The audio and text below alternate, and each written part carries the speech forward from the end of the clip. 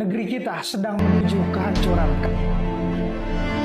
Indonesia sudah tidak ada harapan. Netizen Indonesia nih malah bilang kalau misalnya Malaysia lah yang menganut feodalisme. Mengapa Malaysia lebih maju dibandingkan Indonesia? Kenapa Malaysia bisa lebih maju daripada Indonesia? Ini gue gak nyangka banget, Malaysia akan deklarasikan diri jadi negara maju tahun ini. Keren banget. Indonesia kapan ya?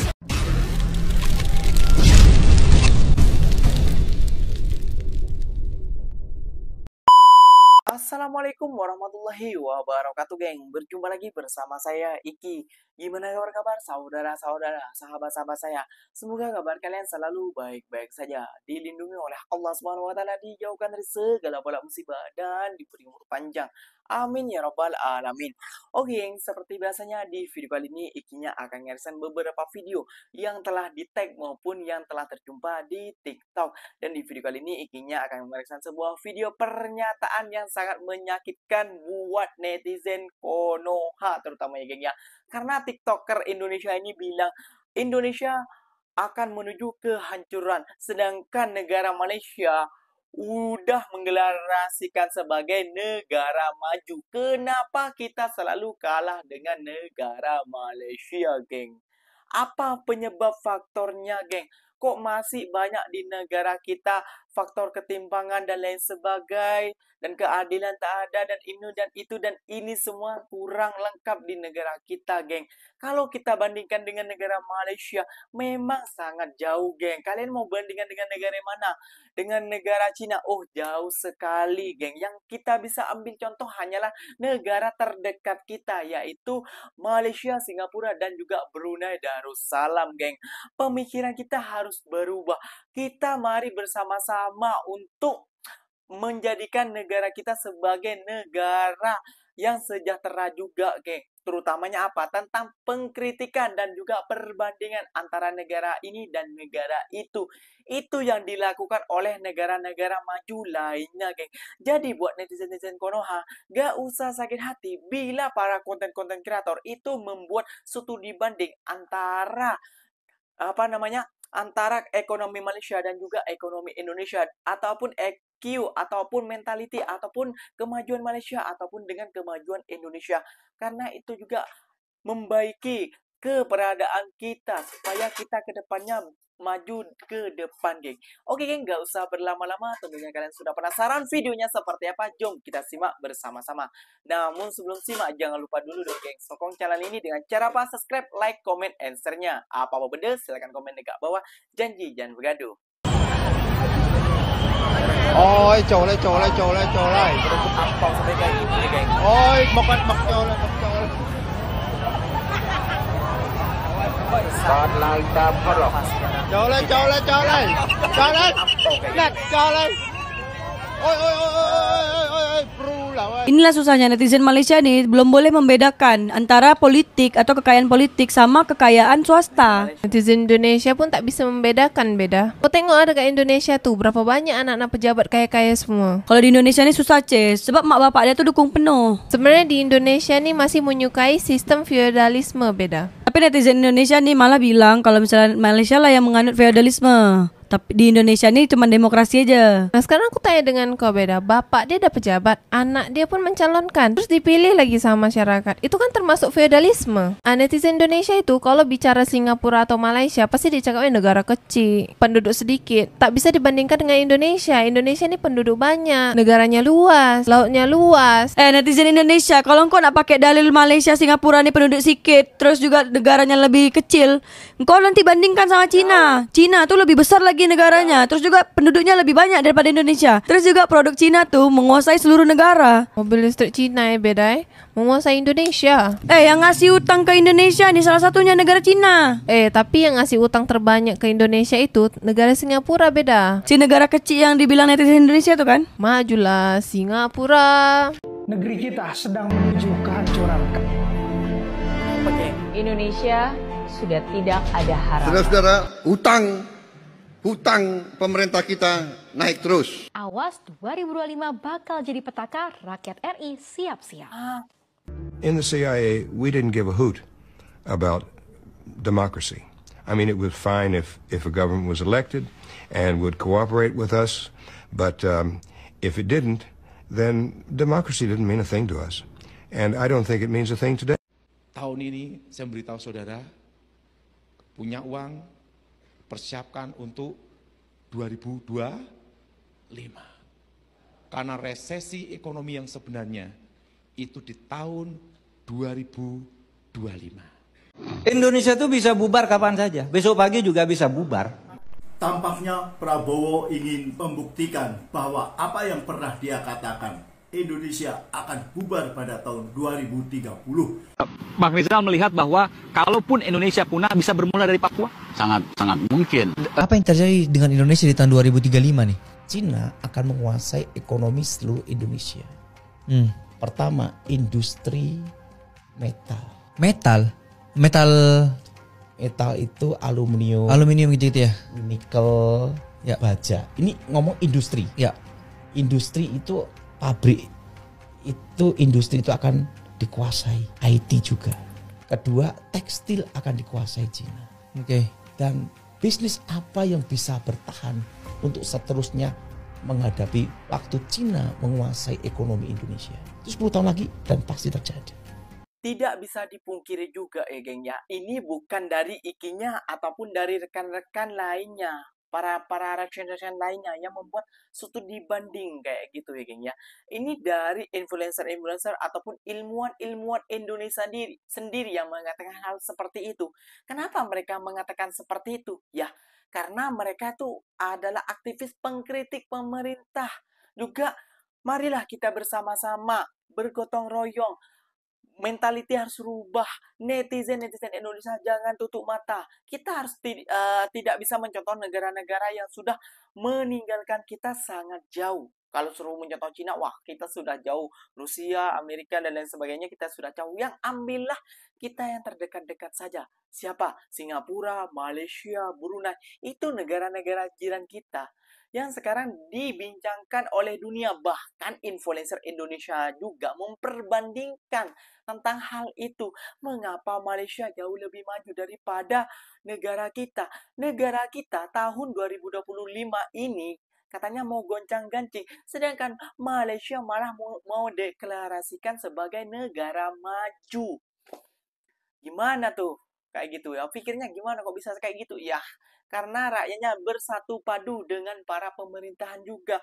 Mau diayomi, mau mengikuti. Seperti itu juga, geng. Marilah kita mencontoh negara-negara jiran kita. Jangan malu, jangan gengsi, dan jangan ikut-ikutan orang yang tidak suka ataupun membenci negara Malaysia. Gak usah berlama-lama, inilah pernyataan dari seorang TikToker Indonesia juga. Mengapa Malaysia lebih maju dibandingkan Indonesia? Seringkali kita membandingkan kemajuan negara-negara tetangga seperti Malaysia dan juga Indonesia. Meski kedua negara ini memiliki banyak kesamaan, ada faktor-faktor tertentu yang membuat Malaysia tampak lebih maju dibandingkan Indonesia. Mari kita bahas lebih mendalam. 1. Kebijakan pemerintah yang stabil. Salah satu alasan utama adalah kebijakan pemerintah yang lebih stabil dan terarah. Setelah kemerdekaan, Malaysia berhasil membangun fondasi ekonomi yang kuat melalui kebijakan industrial dan juga investasi asing. Petronas Twin Towers berdiri megah seperti lambang keberhasilan sektor energi dan juga industri di Malaysia. Lihatlah kawasan bisnis ini. Malaysia mengarahkan fokusnya pada sektor-sektor yang berpotensi. Dan hasilnya kini dapat kita saksikan bersama. 2. Infrastruktur yang terencana. Malaysia juga unggul dalam pengelolaan infrastrukturnya. Dengan program jangka panjang seperti Vision 2020, Malaysia berhasil membangun jalan tol, transportasi publik, hingga bandara yang modern. 3. Fokus pada pendidikan dan juga teknologi. Dalam bidang pendidikan, Malaysia berinvestasi besar-besaran untuk membangun universitas berkualitas. Universiti Malaya dan juga Universiti Kebangsaan Malaysia kini menjadi pusat inovasi yang menghasilkan tenaga kerja yang berkualitas. Dengan investasi seperti ini, Malaysia tidak hanya membangun saat ini, tetapi juga mempersiapkan generasi yang akan mendatang. 4. Pengelolaan sumber daya alam yang efisien. Malaysia mampu mengelola sumber daya alamnya dengan baik, terutama di sektor minyak, kelapa sawit, dan juga gas alam. Tidak seperti Indonesia yang kerap menghadapi masalah tata kelola. Malaysia berhasil memaksimalkan ekspor untuk pembangunan ekonomi. Efisiensi seperti inilah yang membuat mereka dapat memanfaatkan kekayaan alam secara maksimal. 5. populasi yang lebih kecil. Dengan populasi yang lebih kecil dibandingkan Indonesia, Malaysia lebih mudah mengelola kebutuhan warganya. Urbanisasi dan perkembangan di sana lebih terkendali, sehingga kesejahteraan masyarakat lebih terjamin. Namun, ini bukan semata soal jumlah, melainkan bagaimana suatu negara mampu mengelola sumber dayanya, baik manusia ataupun alamnya. Tentu saja setiap negara memiliki tantangan dan kelebihannya masing-masing. Meski Malaysia lebih maju di beberapa aspek, Indonesia memiliki potensi besar untuk menyusul bahkan melampauinya, asalkan yang mengelolanya benar-benar jujur, tidak korupsi. Kenapa Malaysia bisa lebih maju daripada Indonesia?